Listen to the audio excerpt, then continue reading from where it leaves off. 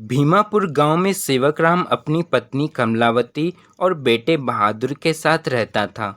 सेवक राम अपने परिवार का अच्छे से ख्याल रखता और अपने बेटे बहादुर को भी हर बात समझाता। लेकिन बहादुर को लगता कि उसके पिता उसे बेवजह डांटते और समझाते रहते हैं, जिससे वह अपने माता पिता से नफरत करने लगा। एक दिन सेवक राम और बहादुर दोनों खेत में काम कर रहे थे। बेटा बहादुर, देखो अब तुम बड़े हो गए हो। कुछ दिनों में तुम्हारी शादी भी हो जाएगी। अब तुम्हें अपनी जिम्मेदारी भी समझनी होगी। हाँ पिताजी, मैं सब समझता हूँ। अच्छा ठीक है, तुम इधर काम करो, मैं उधर जाकर देखता हूँ। हमेशा मुझे समझाते रहते हैं, जैसे कि मैं कुछ समझता ही नहीं। अब मैं बच्चा नहीं, मैं बड़ा हो गया हूँ। कुछ दिनों बाद सेवक राम अपने बेटे बहादुर की शादी रीमा नाम की लड़की से कर देता है। रीमा बहुत ही अच्छी लड़की है। रीमा अपने सास ससुर को अपने माता पिता के समान मानती और उनका ख्याल रखती। कुछ समय बाद रीमा को एक पुत्र का जन्म होता है। सभी लोग बहुत खुश होते हैं।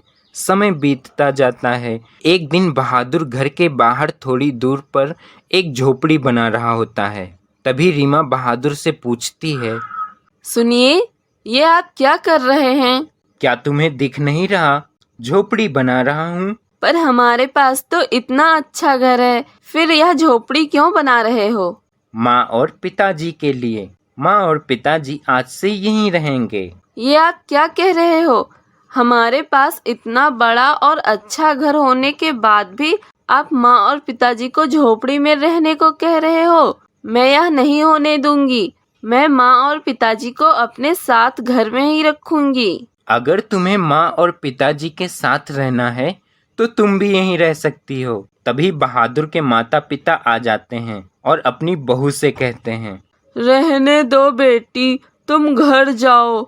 जब मेरे बेटे की यही इच्छा है तो ठीक है, आज से हम यहीं रहेंगे, इस झोपड़ी में। रीमा दुखी मन से घर चली आती है और घर चले आने के बाद रीमा बहादुर से कहती है, ये आपने अच्छा नहीं किया। वे हमारे माता पिता हैं। आप अपने ही माता पिता को घर से कैसे निकाल सकते हो?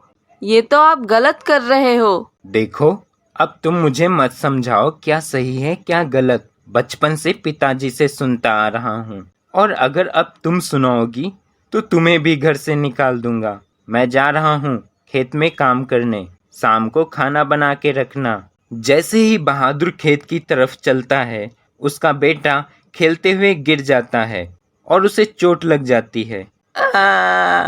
मम्मी, मम्मी पापा, चोट लग गई। मम्मी। हाँ, लग गई चोट। तुम्हें कितनी बार समझाया है कि ढंग से खेला करो, चोट लग जाएगी, लेकिन तुम्हें मेरी बात माननी ही नहीं। सिर्फ खेल में बिजी रहते हो। यह सब देख रीमा को एक तरकीब सूझती है। जैसे ही बहादुर शाम को घर लौटता है, वह देखता है कि रीमा भी घर के बाहर एक झोपड़ी बना रही है। रीमा, ये क्या कर रही हो?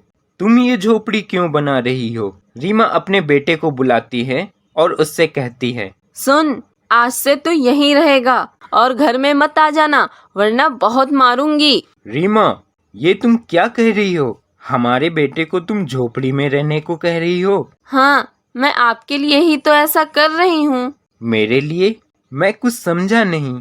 देखिए ना, ये रोज खेलता है और रोज गलतियाँ करता है, तो मैं और आप इसे रोज डांटते हैं, इसे समझाते हैं। क्या पता कल को ये भी हमारी बातों को और हमारे समझाने को बुरा मानने लग जाए और बड़ा होने पर ये भी हमें घर से बाहर निकाल दे। तो इसीलिए मैं इसे अभी से घर से बाहर झोपड़ी में रखूंगी। यह सुनते ही बहादुर सोचने लगता है, डांटता और समझाता तो मैं भी हूँ अपने बेटे को, उसकी भलाई के लिए ही।